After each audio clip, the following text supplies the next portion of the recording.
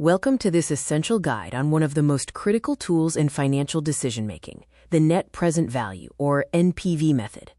We are going to focus on capital budgeting, which is the process businesses use to determine which long-term investments are worth pursuing.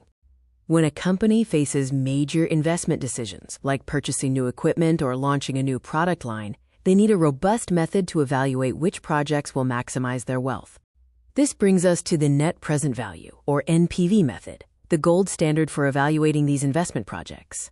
At the core of NPV is a fundamental concept in finance, the time value of money. Simply put, a dollar today is worth more than a dollar tomorrow.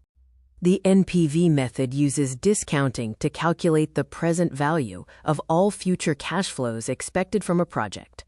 Future cash flows are, quote, worth less today because of factors like inflation, risk, and the opportunity cost of having money tied up elsewhere. Now let's look at how to calculate net present value. The formula considers two main components: the initial cost or outlay required to start the project, and all the future cash inflows the project is expected to generate. The net present value is essentially the difference between the present value of the expected future cash inflows and the initial investment. The best part of the NPV method is its straightforward, unambiguous rule for project acceptance.